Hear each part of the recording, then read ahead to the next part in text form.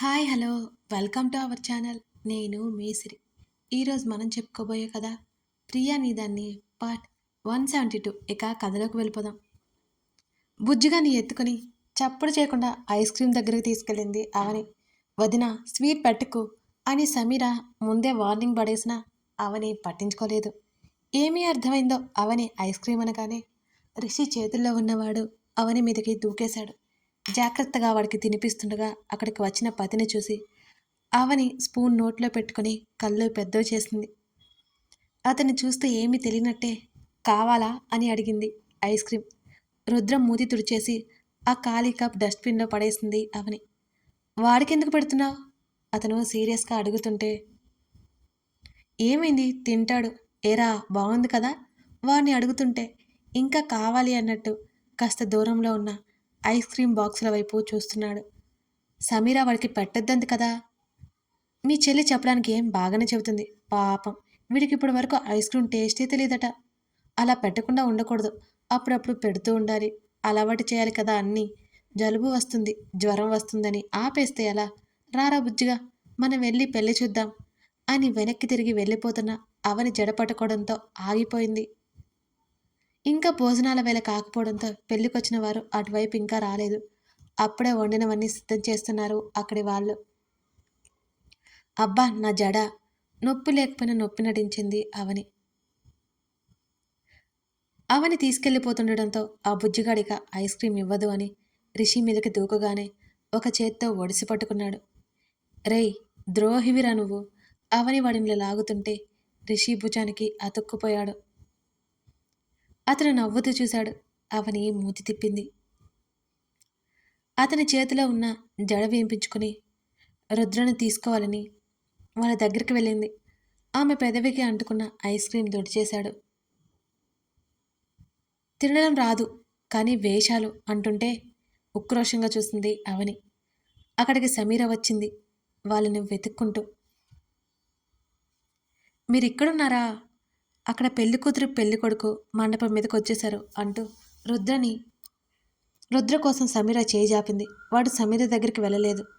రిషి భుజం మీద నుండి వెనుక ఉన్న ఐస్ క్రీమ్ బాక్సుల వైపు చూస్తున్నాడు వాడు. సరే మీ అత్తతో మామతోనే ఉండు, త్వరలో ఓ బుజ్జిదాన్ని ఇస్తారు నీకు ఆడుకోవడానికి. ముందే కాకా పడుతున్నాడా వీడు అని సమీర నవ్వింది. నువ్వే వాడికి చెప్పి పంపావేమో అవని చిరుకోపంగా చూసింది సమీర వంక. నాకే సంబంధం లేదు వదనోయ్, వాడు ఏడిస్తే నన్ను పిలవండి. సమీర వెళ్ళిపోయింది అక్కడి నుంచి. పద, నీ ప్రియాతి ప్రియమైన స్నేహితుని పెళ్ళి ఎక్కడ ఉంటాయి అలా అంటూ రిషి మోచేతిని చుట్టేసి చేతిని దూర్చేసి లాక్కుపోయింది అవని. ప్రతిమ వాళ్ళు కనిపించగానే నేను వెంటనే వస్తాను అని వాళ్ళ వైపుకు పరిగెత్తింది ఆమె. ప్రదీప్ భార్యను తీసుకొచ్చాడు. అవని పలకరించింది. ఆ అమ్మాయి హాయ్ చెప్పి ఏం మాట్లాడాలో అర్థం కానట్టు మౌనంగా ఉండిపోయింది. వాళ్ళని పిలిపించి కూర్చోమని చెప్పి రిషి దగ్గరికి వెళ్ళింది మళ్ళీ. ముందు వరుసలో కూర్చున్నారు అంతా. కాసేపటికి ఒక అమ్మాయి వచ్చి సత్య పిలుస్తుందని చెప్పడంతో రుద్ర రిషిని వదిలి రాను అంటున్న లాక్కుని సత్య దగ్గరికి వెళ్ళింది అవని. ఏంటి సత్య, ఏమైనా కావాలా? సత్య చెవి దగ్గర నెమ్మదిగా అవని అడుగుతుంటే, నాకు స్నేహితులు ఎవరూ లేరు అవని, నువ్వెక్కడో కింద ఉంటావేంటి, ఇక్కడే కూర్చో. సత్య మాటలకి అవని చిన్నగా నవ్వింది. సరే అంటూ సమీరని కూడా పిలిపించింది. అప్పటికే ఆ మండపం మీద కొంతమంది సత్య తాలూకా మాధవ్ తాలూకా మనుషులున్నారు.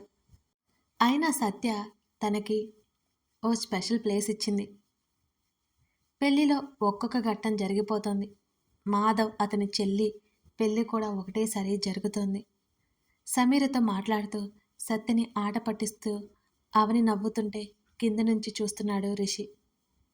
ఆ ముందు ఉన్న వస్తువుల మీద రుద్ర దూకుతుంటే వాణ్ణి గట్టిగా పట్టుకుంటోంది అవని.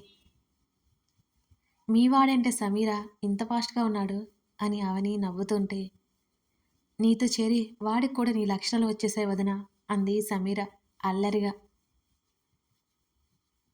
నాలానా అని నిట్టూర్చి వాడిని భుజం మీద వేసుకుని కింద ఉన్న రిషి వైపు చూపించింది.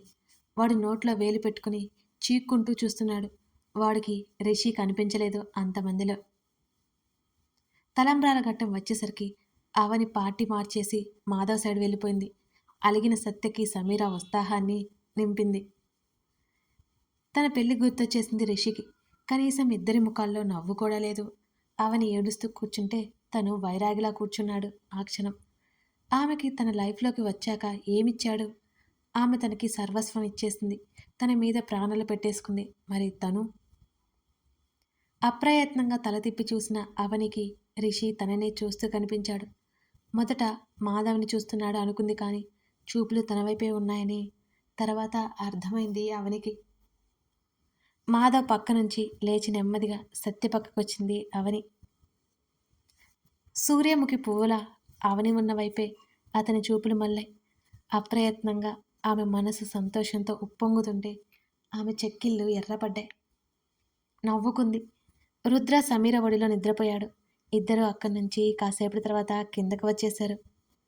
పెళ్ళి అయిపోయిన తర్వాత గిఫ్ట్ ఇచ్చి వచ్చిన బంధువులు ఫోటోలు దిగుతున్నారు. వదిన, వీడు పడుకున్నాడు, భుజం మీద ఉన్న రుద్రని చూపిస్తూ అంది సమీర. సత్య, రూమ్ ఉంది కదా, అక్కడికి తీసుకెళ్దాం పదా అని అంది అవని. వద్దు వద్దు, నువ్వు అన్నయ్య గిఫ్ట్ ఇచ్చి పిక్ తీసుకోండి, నేను వెళ్ళిపోతాను అని సమీర అంటుంటే, వీళ్ళంతా దిగేసరికి రావచ్చులే సమీర, ఈ గొడవకి వాడు లేస్తాడు, నేను వాటిని తీసుకుని వెళ్తాను, నువ్వు వాడికి తినడానికి ఏమైనా తీసుకురా, నిద్రలో లేస్తాడేమో మళ్ళీ అంటూ రుద్రని భుజాన వేసుకుని సమీర అటు వెళ్ళగా రిషి వైపుకు నడిచింది అవని. అతనికి విషయం చెప్పింది. ఇటివు, నువ్వు సమీర డిన్నర్ చేసిరండి అంటూ అతను చేతులు చాపుతుంటే, ఊహు, నేను తీసుకెళ్తాను, వాడు లేస్తే ఏడుస్తాడు, సమీరతో నేను ఉంటానులే, నువ్వు చేసేయి, తర్వాత మేము చేసేస్తాం. అవని మాట్లాడుతుండగానే సమీర అక్కడికి వచ్చింది. అవనికి ఏదో తట్టినట్టు, సమీర, నువ్వు వెళ్ళి డిన్నర్ చేసిరా, మళ్ళీ వీడు లేచాడు అంటే నిద్రలో నీకోసం ఏడుస్తాడు, ఆ తర్వాత తినడానికి కూడా టైం ఉండదు నీకు, వెళ్ళు అంటూ సమీరా చేతిలో ఉన్న కప్ తీసుకుంది అవని. పర్లేదు వదినా, నేను తర్వాత తింటానులే అంటుంటే, ఏం కాదు అంటూ ప్రదీప్ వాళ్ళని కూడా సమీరతో పాటు అందరినీ కలిసి వెళ్ళమని చెప్పింది. ప్రదీప్, నీ వైఫ్కి ఏం మాట్లాడొద్దని ఇంటి దగ్గర ట్రైనింగ్ ఇచ్చావా అని అవని నవ్వుతూ ఉంటే, ఆ అమ్మాయి అను చిన్నగా నవ్వింది. అదేం లేదవని, కొత్త వాళ్ళు కదా, తనంతే అని ప్రదీప్ అంటూ ఉంటే, ప్రతిభ ఉందిగా, మార్చేస్తుందిలే అని నవ్వి వాళ్ళని పంపించి రిషితో పాటు లోపలికి నడిచింది అవని. వెళ్తున్న వాళ్ళనే చూస్తున్నారు ప్రతిమ, ప్రదీప్. ఆమె చుట్టూ రిషి చేయి ఉంటే రుద్రని భుజాన వేసుకుని రిషితో మాట్లాడుతూ నవ్వుకుంటూ వెళ్ళిపోతోంది అవని. ఏదో తృప్తి ఆ ఇద్దరికి, ముఖ్యంగా ప్రదీప్కి. రిషి మాధవ్ రూమ్కి తీసుకువెళ్ళాడు. రుద్రని బెడ్ మీద పడుకోబెట్టి, లేట్ నైట్ అయిపోయింది కదా, వచ్చిన గెస్ట్ ఇంటికి వెళ్ళలేని వాళ్ళు ఉంటే ఎలా, ఈ కళ్యాణ మండపంలో రూమ్స్ అవైలబుల్గా ఉన్నాయా అని అడిగింది చుట్టూ గమనిస్తూ అవని. ఉంటాయి అని అన్నాడు రిషి. ఒక దెబ్బకి రెండు పిట్టలు అన్నట్టు మాధవ్ అన్నయ్య పనిలో పనుగా తన చెల్లి పెళ్ళి కూడా చేసేశాడు అవని మాట్లాడుతుంటే, రుద్ర పక్కన మోచేతిని బ్యాలెన్స్ వేసుకుని పడుకొని ఆమెనే చూస్తున్నాడు రిషి. కాస్త శ్రద్ధ పెట్టి తయారైందేమో, మునుపటి కంటే మరింత అందంగా కనబడుతోంది అతని కళ్ళకి. అతను ఏ సమాధానం చెప్పకపోవడంతో తల తిప్పి చూసిన ఆమెకి తనని చూస్తూ కనిపించాడు అతను. అతని ముఖం మీద చేతులాడిస్తుంటే ఆమె చేతిని పట్టుకుని మీదకి లాక్కున్నాడు. ఆమె కళ్ళు వెడల్పు చేసి చూస్తుంటే, చాలా బాగున్నావన్నాడు. అతని నుంచి వచ్చిన మొదటి కాంప్లిమెంట్ ఇదేనేమో. ఊహు, కాదు కాదు. ఆమె పెదవులు నెమ్మదిగా విచ్చుకున్నాయి. చపాతి ముఖమన్నావు, నేను మర్చిపోలేదు అవని మూతి తిప్పుకుంటూ చెప్పింది అతనితో. ఇప్పుడు కాదన్నానా ఏంటి? అతను అనగానే పళ్ళు బిగించి కళ్ళు చిన్నవి చేసి చూసింది అవని. అతని భుజం మీద కొట్టి అతని నుంచి విడిపించుకుంది ఆమె. పో, నీ మాటలు నేనేం నమ్మను, నోరు తెరిస్తే అబద్ధాలు చిటపటలాడుతున్న ఆమెను చూస్తూ నవ్వుతున్నాడు. అతను అప్పుడెప్పుడో అన్నవన్నీ వెలికి తీసి అతనితో గొడవ పడుతుంది అవని. పైకి ఏదోలా ముఖం పెట్టి లోపల మాత్రం బాగా ఎంజాయ్ చేస్తున్నాడు. పనిలో పని 4 దెబ్బలు కూడా వేసింది అవని. ఇంటికి వెళ్ళాక చెప్తా నీ పని అన్నాడు కోపం నటిస్తూ రిషి. పో, నేను రాను అవని మూతి తిప్పింది. ఎక్కడికి వెళ్తావు అని కళ్ళు ఎగరవేశాడు రిషి. నీరజమ్మ దగ్గరికి వెళ్ళిపోతా, నీతో గొడవ అయితే నన్ను ఇంటికి రమ్మని చెప్పింది అంటూ కష్టంగా నవ్వాపుకుంది అవని. సరే, ఇంటికి వెళ్ళేటప్పుడు నేను డ్రాప్ చేస్తాను. అతని వైపు మరింత కోపంగా చూసింది అవని ఆ మాటకి. నన్నంటావు కానీ నీ మాటల తర్వాతనే మహానుభావా అని చేతులెత్తేసింది అవని. సమీర కాల్ చేసింది. సత్య గదిలో లేము అని, మాధవ్ గదిలో ఉన్నావని చెప్పాడు రిషి. సమీర అక్కడికొచ్చింది. సమీరతో పాటు రాధారాణి కూడా అక్కడికొచ్చింది. చాలా లేట్ అయింది, వెళ్ళి ఇద్దరు తినేసి రండి, కొడుకు కోడల్ని చూస్తూ అంది రాధారాణి. అన్నయ్య, నేను పెద్దమ్మ వాళ్ళతో ఇంటికి వెళ్ళిపోతాను. రుద్రనే తీసుకుని రాధారాణితో పాటు బయటికి వచ్చింది సమీర. ఆ రూమ్ లాక్ చేసి ఇద్దరూ మండపం వైపు వెళ్ళారు. మాధవ్ వాళ్ళకి, వాళ్ళ చెల్లి వాళ్ళకి గిఫ్ట్స్ ఇచ్చి గుర్తుగా ఓ ఫోటో తీసుకుని తినేసి ఇంటికి బయలుదేరారు. అతని భుజం మీద వాలిపోయి కళ్ళు మూసుకుంది అవని. తల స్నానం చేయడం మూలంగా సమ్మగా నిద్ర పట్టేసింది అతనికి. ఇంటికి వచ్చేసరికి మెలకువ కూడా లేదు. కారు ఆగిన శబ్దంతో మేల్కొంది అవని. యాక్టింగ్ చేయొచ్చుగా అంటూ ఆమె సీట్ బెల్ట్ తీసుకున్నాడు రిషి. అవని నవ్వింది. అతను ఆమె వైపు డోర్ తీయగానే చేతులు చాపింది. ఆమెను చేతుల్లోకి తీసుకున్నాడు అతను. అమ్మో, అందరూ ఉంటారేమో సడన్గా గుర్తొచ్చినట్టు చెప్పింది అవని. పడుకొని ఉంటారు అంటూ ఆమెతో సహా లోపలికి నడిచాడు రిషి. హాల్లో ఎవరూ లేకపోవడంతో అవని నిశ్చింతగా అతని మెడ చుట్టూ చేతులు వేసింది. బెడ్ మీద కూర్చోబెట్టి వెళ్ళిపోయాడు డ్రెస్ చేంజింగ్కి అతను. అవని మిర్రర్ ముందుకు వెళ్ళి నగలు తీసేసి చీర పిన్ తీస్తూ ఆగిపోయింది. బావున్నావు అన్న అతని మాటలు గుర్తుకొస్తుంటే చీరని తీయాలనిపించలేదు. అతను బయటకు వచ్చి చేంజ్ చేసుకోవా అని బెడ్ మీద కూర్చొని ఉన్న ఆమెను చూస్తూ అడుగుతుంటే లేదు అన్నట్టు తల ఊపి చేతులు చాచింది. చేతిలో ఉన్న టవల్ సోఫా మీద గిరాటేసి ఆమె మీదకి వరగడంతో అతనితో సహా వెనక్కి వాలిపోయింది అవని.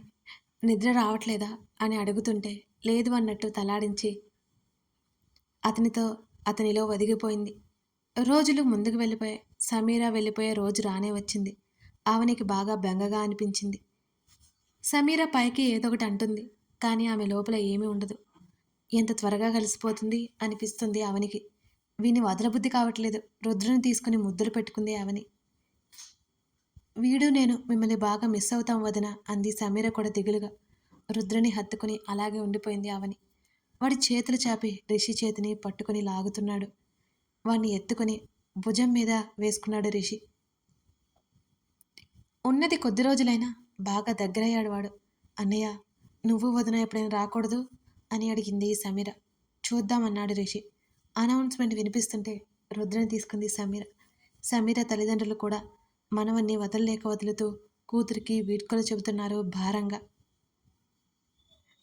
తల్లి అందరి నుంచి తీసుకెళ్ళిపోతుంటే వాడు ఏడుస్తున్నాడు. అవనికి కూడా ఏడుపు వచ్చేస్తుంది వాడిని చూస్తుంటే. రిషితో పాటు బయటికి వచ్చేసింది అవని. సమీర వాళ్ళ అమ్మ నాన్న వెళ్ళిపోతున్నట్టు చెయ్యి ఊపి అక్కడి నుంచి వెళ్ళిపోయారు. రిషి డ్రైవ్ చేస్తుంటే అవని మౌనంగా కూర్చుంది. మీ బాబాయ్ ఉన్నారు కదా, సమీర వాళ్ళ నాన్న. సమీరకి ఇష్టం లేకుండా పెళ్లి చేద్దామనుకున్నారు. రిషి చెబుతుంటే అతని వైపు చూసింది అవని. అప్పుడు తమరు హీరోలా చెల్లి పెళ్ళి వేరే ఎవరితోనూ చేశారు కదా అంటున్న అవని వైపు ఆశ్చర్యంగా చూశాడు రిషి. నీకులా తెలుసు అని అడిగాడు. నేనంటే ఏమనుకున్నావు మరి అంటూ ఫోజు కొట్టింది లేని కార్ ఎగరేస్తూ అవని. సమీర చెప్పి ఉంటుంది అంతే కదా అంటున్న అతన్ని గుర్రుగా చూస్తూ. కాసేపైనా నన్ను నేను పొగుడుకోనివ్వవా, నువ్వెలాగూ నన్ను పొగడవు అని అంది మూతి తిప్పేస్తూ అవని. పొగిడాను కదా, ఎప్పుడు? నైట్. ఆ, ఎప్పుడో కాస్త గుర్తు చేయండి మహాశయ్య అవని వెటకారమాడింది. మాటలతో కాదు. అతను చెబుతుంటే అతని మాటలకు గబుక్కున ముఖాన్ని తిప్పేసుకుని నవ్వుకుంది. విండో నుంచి బయటకు చూస్తోంది. అతన్ని చూడలేక నునుసిగ్గుతో. అతను ఆమెలో గమనించిన మార్పును చూసి కాస్త రిలీఫ్ అయ్యాడు. ప్రతిమ నుంచి కాల్ వస్తుంటే లిఫ్ట్ చేసింది అవని. ప్రతిమ చెప్పు అంది లిఫ్ట్ చేసి చేయగానే. అవని ఫ్రీగా ఉన్నావా అని అడిగింది ప్రతిమ. హా, ఉన్నాను చెప్పు. నా పెళ్ళి మా బావతో కుదిరింది. ప్రతిమ మాటలకి అవని కళ్ళు మెరిశాయి. నిజంగానా? ఉత్సాహంగా అడిగింది. అవును అంది ప్రతిమ నెమ్మదిగా. అందులోనే ఏదో గుర్తుకొచ్చినట్లుగా, ప్రతిమ, నీకు ఇష్టం లేదా? నిన్ను బలవంతం చేస్తున్నారా? అవనిలో మునుపటి ఉత్సాహం పూర్తిగా తగ్గుముఖం పట్టింది. నాకు ఇష్టమే. ప్రేమ ఇవాళ కాకపోతే రేపైనా పుడుతుందిగా అవని అంటున్న ప్రతిమ మాటలకు అవని పెదవుల మీద నవ్వొచ్చేసింది. మరి పెళ్ళెప్పుడు అని అడిగింది అవని. ఇంకా నెల రోజులు టైం ఉంది అని. అమ్మ నాన్న చాలా హ్యాపీ ఫీల్ అవుతున్నారు అవని. నా పెళ్లి గురించి బాగా బెంగ పెట్టుకుంటున్నట్టున్నారు. ప్రతిమ చిన్నగా నవ్వింది. వాళ్ళే కాదు, నువ్వు కూడా హ్యాపీగా ఉండాలి. ఉన్నాను. బావ గురించి చిన్నప్పటి నుంచి తెలుసు కానీ ఎప్పుడూ అనుకోలేదేలా అంది ప్రతిమ. వారి మాటలు ఇంటికొచ్చే వరకు కొనసాగుతూనే ఉన్నాయి. కాల్ కట్ చేసి, ఇంటికి తీసుకొచ్చావేంటి అంటూ అతని వైపు చూసింది అవని. అమ్మ ఇంటికి రమ్మంది. ఆమెతో పాటు లోపలికి నడిచాడు రిషి. అప్పటికే రాధారాణి బట్టలు సర్దిపెట్టింది. ఆ బ్యాగులు హాల్లోనే ఉన్నాయి. అవని వచ్చారా అని హడావుడిగా అటు ఇటు తిరుగుతూనే ఉంది రాధారాణి. సర్దుతూనే ఉంది. భర్త కసురుతున్న ఆయన్ని కసిరి బ్యాగులు సిద్ధం చేస్తోంది రాధారాణి. ఎక్కడికైనా వెళ్తున్నారా అని అడిగింది అవని రాధారాణి దగ్గరికి వెళ్ళి. అవును, మీ మామయ్య గారి స్నేహితులు ఏదో టూరు ఉందని చెప్పారు. నేను రాలేను అంటున్నా ఈయన ఊరుకోవడం లేదు అని భర్త మీద రుసరుసలాడుతోంది రాధారాణి. వారిని చూసి అవని నవ్వుకుంది. ఇంకెప్పుడు వెళ్తారు? వెళ్ళండి అత్తయ్య, బాగా ఎంజాయ్ చేసి రండి అంది. ఆమెకి తెచ్చి అన్నీ అందిస్తూ సర్దిపెట్టింది అవని కూడా. ఈ చలికి ఏం చేస్తామో రాధారాణి బోళ్ళని జాగ్రత్తలు చెప్పింది. ఆ రోజు రాత్రికి వాళ్ళు వెళ్ళిపోయారు. రిషి ఏదో పనిలో ఉంటే చిట్టీతో ఆడుతూ అతన్ని చూస్తోంది అవని. ఏవండోయ్, అరగంట పాటు చూసి చూసి ఇక పిలిచింది రిషిని. చెప్పు. అతను తల పైకి ఎత్తనే లేదు. బిజీనా అని అడిగింది. అయిపోయింది 5 మినిట్స్. మరో 10 నిమిషాల తర్వాత ల్యాప్టాప్ షట్ డౌన్ చేసి కింద చిట్టీతో పాటు కూర్చున్న ఆమె దగ్గరికి వెళ్ళి కింద కూర్చున్నాడు. చిట్టి మూలుగుతూ ఆవలిస్తూ ఒళ్ళు వీర్చుకుంటూ తన బెడ్ మీదకి తోక ఒప్పుకుంటూ వెళ్ళిపోయింది. అవని చిన్నగా నవ్వుకుంటూ రిషి వైపు తల తిప్పి చూడగా అప్పటికే ఆమె ఒడిలో తల పెట్టుకుని అక్కడే పడుకున్నాడు. మీరు ఈ ఇంటికి యువరాజు. మీరు ఇలా కింద పడుకుంటే నాకు మాటొచ్చేదు అతని జుట్టులోకి వేళ్లు పొనిచ్చి నిమురుతూ అంది అవని. కింద ఎక్కడ పడుకున్నాను? కిటికీలో నుంచి బయటకు కనబడుతున్న నిశీతి ఆకాశాన్ని చూస్తూ అన్నాడు రిషి. ఒకటి అడుగుతాను, కాదనకూడదు. తల కిందకి దించి అతని ముఖంలోకి చూసింది అవని. కళ్ళెత్తి ఏంటన్నట్టుగా ఆమె వైపు చూశాడు రిషి. ఆమె ముఖం మీదకి పడుతున్న జుట్టును వెనక్కి తోసుకోవడానికి అప్రయత్నం చేస్తుంటే అవి మళ్ళీ వస్తున్నాయి. అడిగి చూడు, కాదంటానో లేదో అంటున్న అతన్ని చూసి ఆమె పెదవులు విచ్చుకున్నాయి. అతని చేతిని పట్టుకుని తన చెంప కింద పెట్టుకొని, నీ బిజీ షెడ్యూల్లో 4 రోజులు నాకు కావాలి అని అవని అనగానే ఆమె ముంగుర్లతో ఆడుకుంటున్న అతను ఆమె ముఖంలోకి చూశాడు. ఓకే, అలాగే చేద్దాం అనగా మరి కాస్త ముందుకు వంగి తల వంచి, ఏంటి ఎక్కడికని అడగకూడదు, నన్ను ఫాలో అయిపో అతని చెంపల మీద 2 చేతులు పోనిచ్చింది అవని. ఆమె జుట్టు ఇద్దరినీ కప్పేసింది. అతని ముఖం నిండా పరుచుకుంది ఆమె జుట్టు. కథ కొనసాగుతుంది. ఇంతకీ అవని ఏం చేయబోతుంది? 4 రోజులు ఎందుకు అవనికి? తెలుసుకోవాలి అంటే తర్వాత భాగం కోసం చూడాల్సిందే. ఇది రోజు చెప్పే మాట అయినా మళ్ళీ ఒకసారి చెప్తున్నానండి. మన ఛానల్ని సబ్స్క్రైబ్ చేసుకోవడం మర్చిపోకండి. లైక్ చేయండి. నేను చాలా చాలా పెద్ద వీడియోస్ చేస్తున్నాను, గమనించగలరు.